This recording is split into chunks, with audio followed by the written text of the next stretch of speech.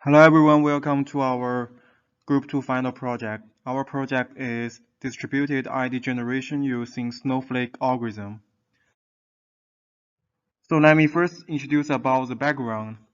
Generally, single machine or single database projects may be relatively small in scale and limited in the scenarios they can adapt to, and the access and business volume of the platform is small. The business ID generation method is relatively primitive but adequate, and it does not bring problems and bottlenecks to such systems, so people do not need to pay much attention to it in this case. But for the kind of large-scale complex business, distributed and highly concurrent application scenarios of large factories, it is obvious that this ID generation method will not rely on simple data self-incrementing sequences to complete as in small projects. And in a distributed environment, this method has not been able to meet the business needs. Not only can it not complete the business capabilities, the speed of business ID generation or duplication problems may bring serious failures to the system. So, this time, let's see how the big manufacturers are analyzing and solving this ID generation problem. We will introduce a common distributed ID generation algorithm, Snowflake algorithm. Before the analysis, let's clarify the characteristics of this distributed ID. Based on this characteristic, we can have a deeper understanding and perception of the Snowflake algorithm. First, characteristics. Global uniqueness. It is a basic requirement that there should not be duplicate ID signs. Second, information scarcity. If ID is generated continuously, there is bound to be a risk of leaking business information, so ID needs to be generated randomly. Third, high availability.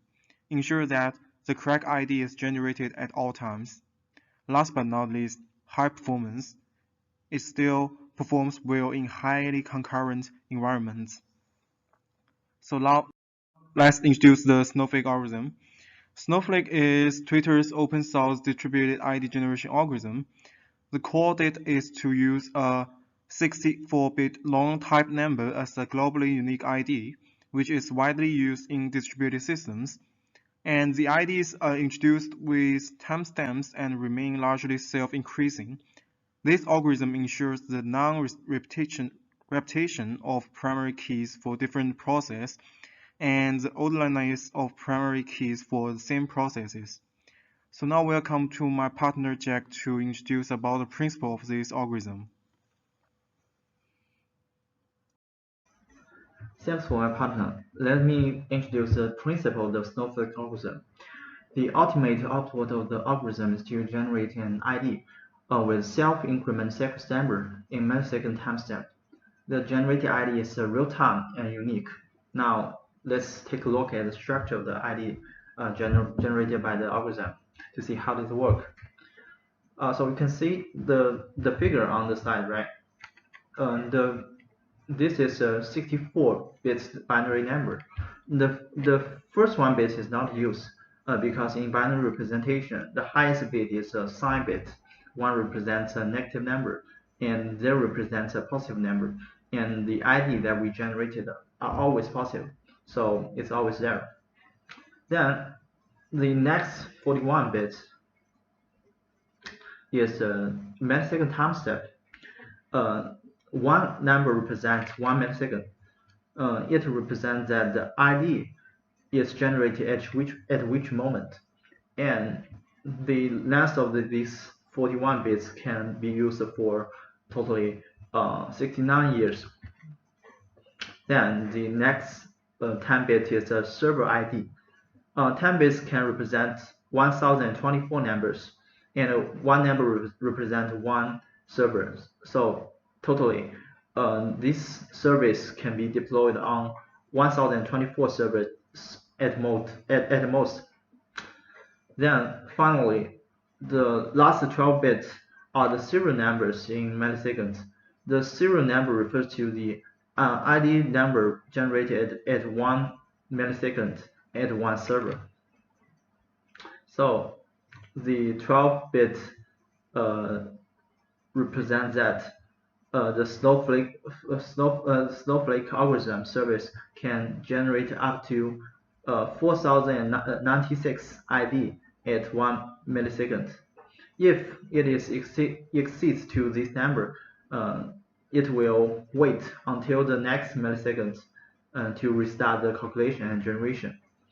With these four parts of the data, we can combine all of them through the bit operation to form a 64-bit long binary number, which is our global unique ID. So through the structure of the Snowflake algorithm, we can see that since the generated ID contains a time step, so the generated ID is increment according to the time as a whole. Also, if we deploy in multiple servers, because the number of each server is different, so that's so there will be that the machine ID is also different. There will be no ID conflict in the whole distributed system. So we can make sure that the ID is globally unique. And in addition, 4,000 IDs are generated in 1 millisecond, multiplying by 1,000 servers. So totally 4 million IDs can be generated at 1 second. So the efficiency is very high. That's the advantages of the algorithm. Thank you.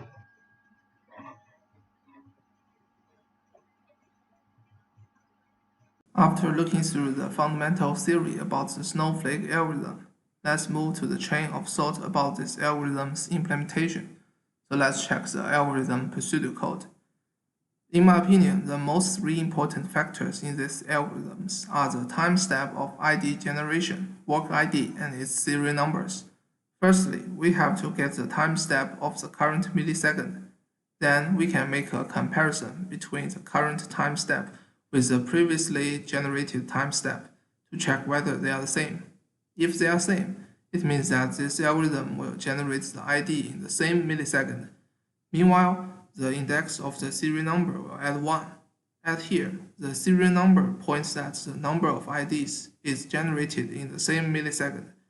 What we should notice is that this algorithm should also check whether the serial number has reached the largest number, 4095. If the serial number is bigger than this one, it means that we should wait for next millisecond to generate the new ID and set the new serial number at 0.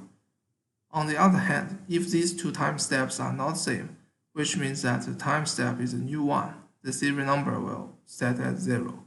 Next, we can update the last time step as the current ID generations times, so that we can get the unique ID later. Finally, we should left shift the current time step 22 bits and left shift the work ID 12 bits. Then connect with the serial number by OR operation to get the 64 bits global unique ID. More specifically, the left shift operation means that all binary number will move left 22 bits.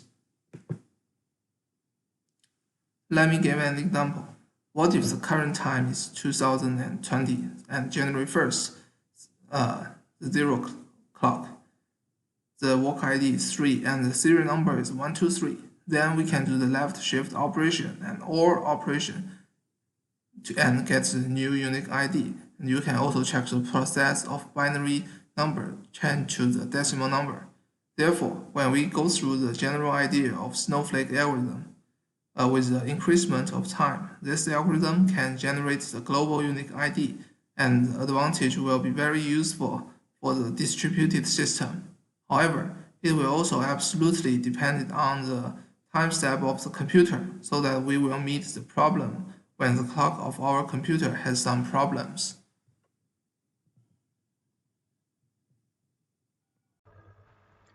Hello, Professor. My name is Nathan, and I will do the part of code analyze. First of all, we have to give each value an initial value, like the initial time and the worker ID and the data science ID bits, and we have also to give them the maximum for worker ID and the data science ID by generate -1 with left shift about 12 bits, and -1 is 81, and after left shift about 12 bits, it becomes 11111111 with 12 0.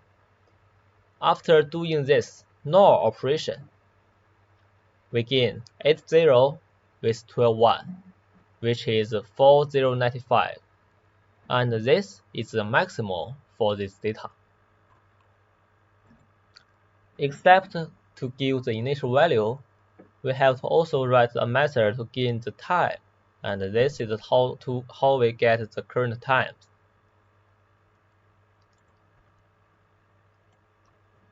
Next step, we already add another step that after finishing the previous ID, we have to gain the next ID automatically.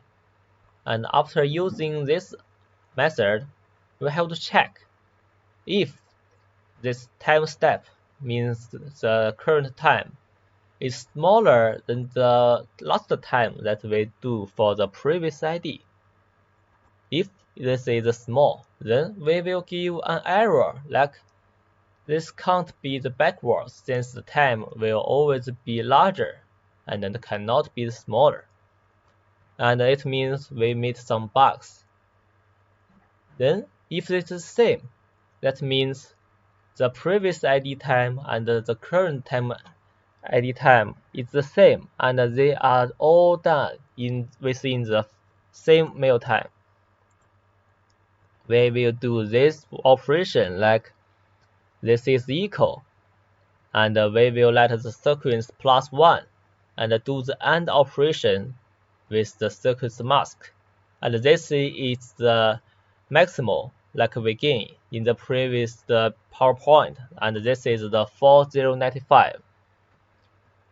This method is used to control how many processes can be done within the single mails, like the maximal is 4095, and if the sequence is 4095, and that means after +1 it becomes 4096, and we can see the 4095 is this code, and the 4096 is this.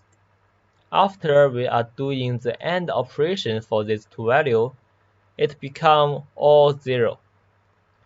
And we have this if-else, like if the sequence is 0, we have to let this process be done in the next mail. That means for each mail, there can only be 4095 process be done, and if there already have 4095, we have to let it be done in the next mail, and we have next operation for this step. This method can be used to check if we already get to the next step. We have to check if the time we gained is still same or smaller than the previous millisecond. If it is smaller than the previous second, it means the same as the previous talking about. And we can just give the error, or we can do nothing since it doesn't affect our result. And if it is equal to the current time, that means the previous ID and the current ID are processed within the single mails. And we cannot do this since we already meet the maximum for the process, and we have to wait until this time step is larger than the millisecond we previously done. Only if done, we can get rid of this while loop and gain another time step, and we can keep doing this step. After checking the time, the main part we have to do is to left shift 22 bits for the time and left shift 12 bits for the data center ID, and keep the remaining worker ID stay due to the previous picture like this one. This is how this algorithm based on.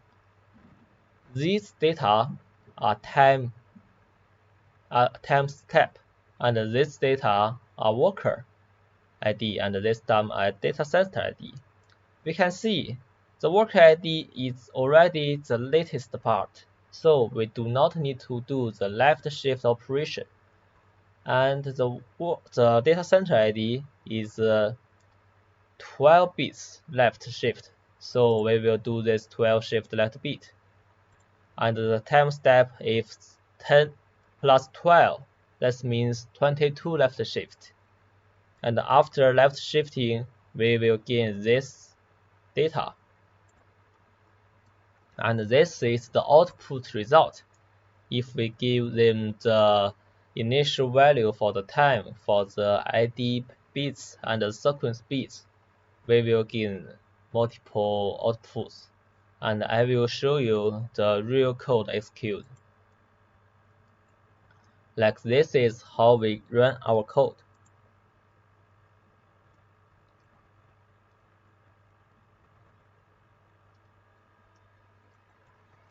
Okay, we can see.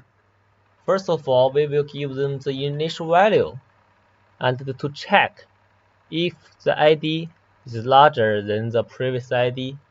If this is greater than the max ID, then there will be error. And we will give them all the left shift value. And if the left, this is all talked on the PowerPoint, and let's directly come to the test part. Like we give the ID with the previous value and do the in loop. We can check from this running part. After left shift 22 bits for the time step, and the worker ID first of all is this value. This is after changing into the 10 decimal. And we can see all this data are done within the single mills. And that's all for my code execution part. Thank you.